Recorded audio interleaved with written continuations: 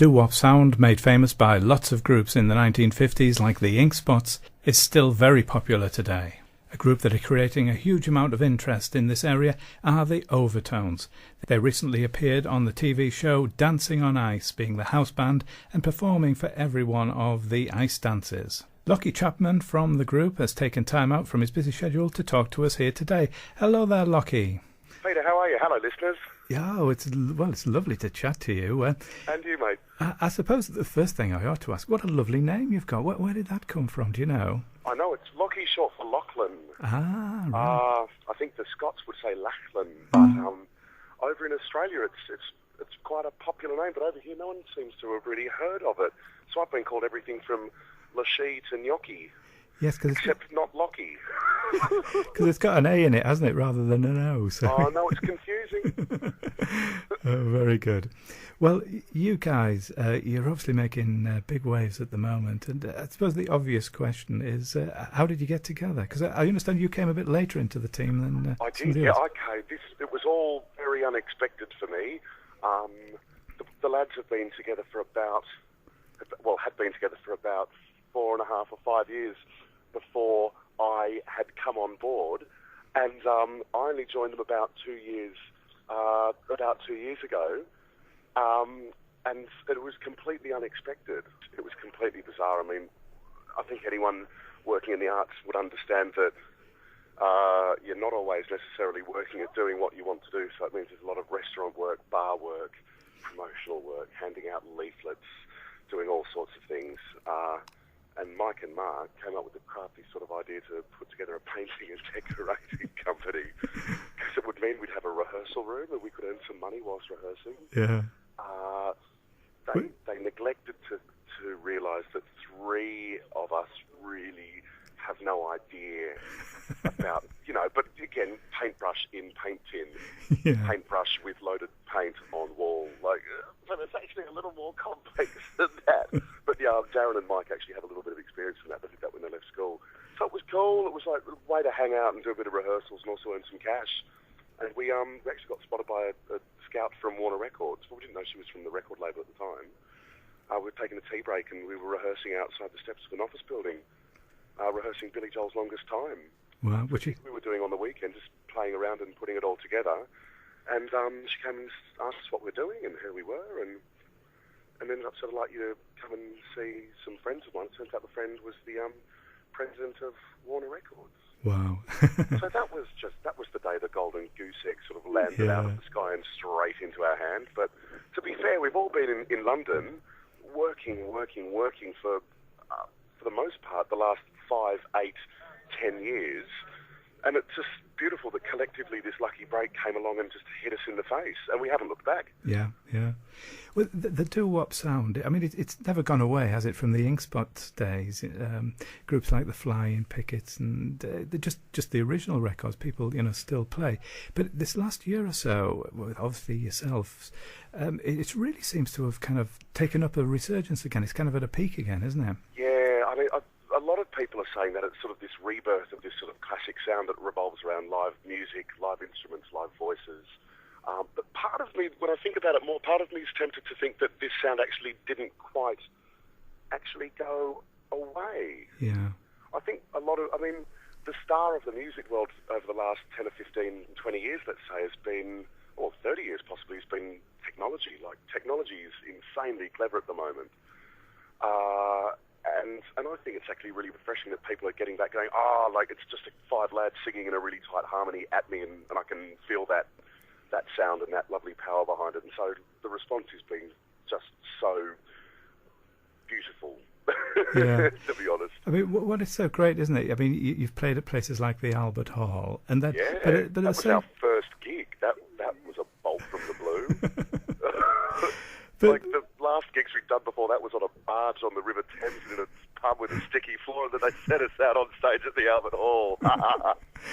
Well, that's it, isn't it? It's the same breath. You can play a very small venue, and there's lots of sort of clips of you on the internet of you kind of singing in little venues, or singing as part of interviews and that sort of thing. And the theory is exactly the same. When you're performing in a pub or you're performing at the Albert Hall or the O2, you're still connecting with people, and hoping they're enjoying your stuff. Yeah. I wondered as well about the arrangements of your songs. Because could you kind of take any song and put your style on it? Because it has a great style, and it makes it very contemporary, but it does the doo-wop feel. I'm glad you like it. Yeah. I think theoretically, yes, any song is made up. Any song from when pop began, let's say the late 40s, any song's made up of a limited number of chords in a fixed structure. Any pop song. Yeah. So theoretically, you should be able to take anything and spin it. You could spin it to blues. You could spin it to jazz. You could spin it to doo-wop. You could spin it to rock and roll. And so, that's just such a pleasure for us being able to do that. Like, we enjoy sitting together and go, right, well, there's a Lady Gaga song out at the moment. Let's see what we can do and turn it into an Overtones song with a real classic sound. And that's also what we do with our originals that we write, because we're also songwriters. On our album's Good Old Fashioned Love, and we have our originals on there also. We try and give that spin, that contemporary twist, with that classic element as well to our originals. Well, that's what I was going to come on to, because as well, you obviously write new songs. But it's funny, though, that, I mean, the song Gambling Man, which was your first sort of big single, after a while, I thought it was an old song. It was kind of as though, this is a cover version, but it obviously isn't. Yeah. And when you analyse it, it's not. It's again, that's a brilliant compliment. There's another song on the album called Carolyn, and a lot of people got in touch with us on Facebook and Twitter saying, I've not heard this one before. So no, you haven't heard it. It's original. But that one's a little bit Beach Boys, a little bit sort of little bit Motowny Beach Boys. We had a lot of fun making the album, seeing what we could play with. Yes. As well as that, you've obviously played some fantastic gigs. We've touched on some of them already, but you toured with Peter Andre. I imagine that was lots of screaming girls, was it? Well, the amazing thing about touring with Pete was that, it was his arena tour, so in front of huge numbers of people. Like as I was saying, 3 months earlier, 6 months earlier, we'd been singing in pubs, fade in, fade out, and standing on stage at the O2 in front of 20,000 people. And on the first nights of doing that, you don't know how, because we're a new act, you don't know what people are going to say or think or feel about your music. But the response was just huge. Up in Scotland, we were having bras and knickers thrown at us. We were a doo-wop group, but it's so cool seeing this huge appeal that this music has. And you get everyone from grandfathers through to their daughters who are dancing with their grandsons. Generations of families are really enjoying this sound, and I think for a lot of the older listeners, they're hearing these absolute classics again, like Shaboom and Why Do Fools Fall in Love, and their grandkids are hearing them for the first time, and they're just as intoxicating as they were the first time round. Yeah, and of course another thing that you've done was you were the house band, I suppose you would call it, on Dancing on Ice one episode, and that was insane. Yeah, I bet. Yeah, that came from absolutely nowhere. They'd never had a house band before. We'd been dreaming and hoping and plugging away to try and get on Dancing on Ice, and when they said they'd like to meet us, we sort of were just honoured that they'd like us to sing one of our songs. But then they said, look, we'd actually like you to be a house band. You'll be singing 9 songs in total. Mm. And would you like to sing Gambling Man on the results show? Would that be okay with you? We're like, thank you very much. That'll be fine. Got Torval and Dean sitting in front of us saying, we'd like to skate to your version of Why Do Fools Fall in Love. You're going to be on plinths on the ice. We'll be skating around you. It was just bizarrely amazing. What an experience. It was just a hoot. I bet, yeah. Did you have to kind of change some of the arrangements because of the skating, or did they kind of work around your songs? How did it all work? Well, we've got a deluxe version of the album out now, which includes the songs that we did on Dancing on Ice. Right. We did a cover of Adele's Rolling in the Deep, and we did Rihanna's Only Girl in the World, which ends up working really well in the sort of more vintage style. We swung it a little bit like an old sort of Sinatra number. So there was a lot of, we sat down around a board meeting table and discussed what songs, what tempos, and then we went away and just had a nuts couple of weeks recording them and then rehearsing them, so it was all going to be fine on the night. Yeah. And were you kind of worried that you kind of had to keep it all going, or if somebody slipped and fell over, or kind of...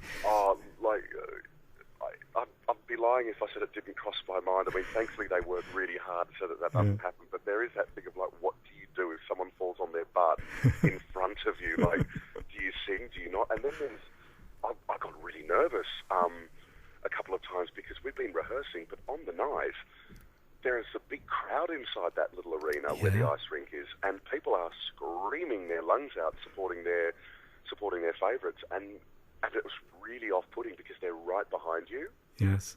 Yeah. Wow. And so a couple of times I thought, what's the next line? Help, help, help. Oh, there it is. It's fine. I probably shouldn't have admitted that on a national radio station. Well, that's lovely, though, isn't it? Yeah. Well, you're the bass singer with the group, and I wondered kind of whether that had any special, either privileges or because you kind of stand out, don't you, from the rest of the guys? And I noticed on all I'm saying all the photos I've seen and looked at recently, you're always the one stood on the left, aren't you, of the picture? Yeah. I mean, for me, the bass is it's all an intricate arrangement of harmonies, but the bass kind of sits just nicely on the outside because often my bass line will be slightly different to the harmonies that the lads are doing in the middle with the tenors and the baritones. And then you've got Darren doing that beautiful falsetto that he could do. And so sometimes I'm in a slightly different little sphere and I just kind of do my dum-da-dum-da-dum, just off to the left a little bit. So if you forget what you're supposed to do, can you kind of make it up a little bit on the spot, or does it not really work like that? Always. Oh, yeah. I mean, as we were talking about before about changing songs around with a limited chord structure and a fixed structure of songs, I mean, a bass line is a bass line, and you can really play around with it. Yeah. And because I'm not necessarily fixed always into a 3-part harmony, I'm kind of left up to my own devices, and I mean that's where creative juices flow. That's where ideas for songs come from, and so to have the opportunity to do that is a real gift. Yeah. Oh, sounds absolutely brilliant. Well, finally then, what for the future then? You've got this album out at the moment, Good Old Fashioned Love, and deluxe version as well. Good Old Fashioned Love is out. We're wrapping up our first national headline tour at the moment, doing really intimate venues, just getting out on the road saying thank you to all the fans and supporters who've been giving us a lot of love since we released the album in November. Got a great fan base, and so we're out on the road doing a wee tour at the moment.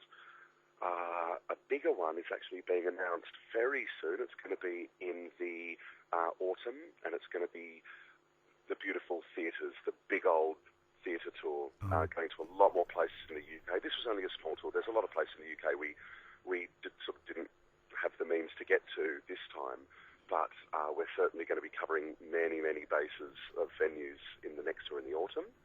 So that's coming along. Plenty of TV coming up. We're recording new singles for special versions of the album later in the year. It's busy. It's brilliant. It's brilliant to be busy. When I first came to the UK, I had a lot of time on my hands, but that time's now turned into each hour being accounted for, and it's bliss. Oh. So I bet the paint pots are back in the shed, are they? Sort of well in the past. Well, it's been lovely talking to you, Lachie, and it's been all mine. Thank you, mate. All the very best, and take care now. God bless, and we'll see you all soon. The Overtones album, Good Old Fashioned Love, is currently in the shops. Their single, The Longest Time, will be released on Monday, the 25th of April.